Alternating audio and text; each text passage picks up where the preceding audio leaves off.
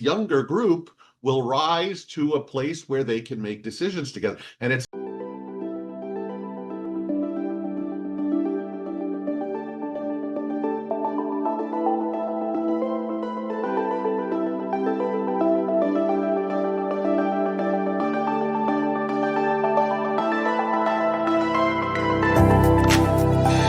council is. It's basically it's an organized forum for owners and or maybe non-owners, but still part of the family to really, it's almost like you're building a university to work on their relationships with one another so they can have a higher sense of relation to navigate future decisions down the road, because they may end up in trust or and things passed down to them. You're going to put them in a situation where they may have wealth or ownership.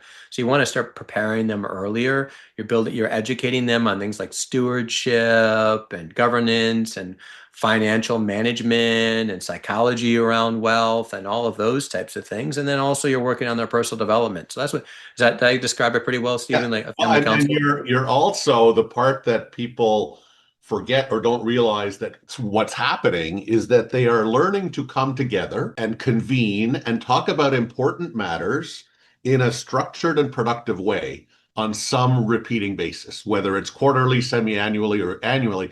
It's getting the family used to coming together and having a time and a place where discussing these matters about the family wealth and the family business, even if it's not, and we're not talking just the people who manage the money or the people in the business, we're talking about other family members. So the other family members who are stakeholders, even if they're not yet shareholders, and maybe they will become shareholders, but to have them learn to come together and discuss things and learn how to make decisions together. Because presumably, if you fast forward the calendar enough, the leading people who are there leading eventually won't be there anymore.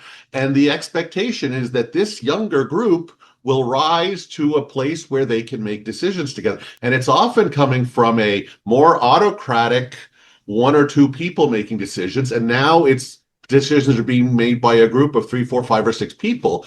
And that's not the same thing. And so people need to learn how to change from, we always just did what Dad said. Well, now Dad's not here. So now we got to figure out how we're going to, who gets to decide as the question. Right. And so they need to learn how to do that. You don't want to have that first meeting after the funeral and say, okay, now we all get together and let's figure it out. You want to have months, quarters, years, maybe even decades of practice of coming together to talk about when the family owns a significant wealth generating asset or a significant amount of wealth, there's a lot of repercussions and things get complex really quickly. And so the sooner you start bringing people together to have these conversations, and then now the problem is sometimes there's still false harmony in those situations. That's where I'm going. Right?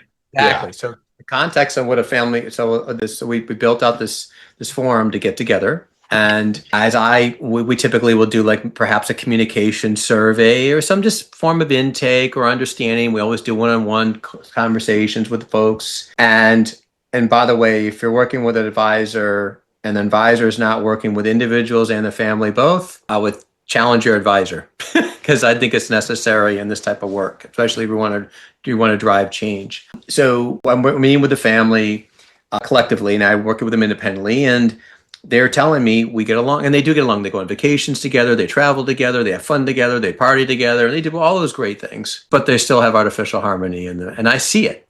And they're telling me they don't.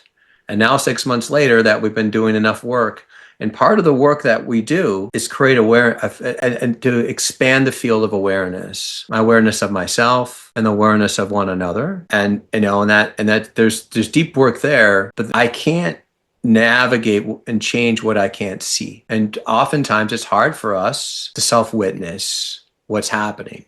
And so now I'm like, cool. So now I know that they're starting to be ready to work on this because they can see it, right? And Stephen, you had mentioned that quote from I think it was Theory U earlier when we started working together around part of our work is to help to see the system see itself, something along that line, right? Revealing the system to itself. So we walk in, the system has been together for a long time. They do all these things with each other in a subconscious way because they've always done them that way.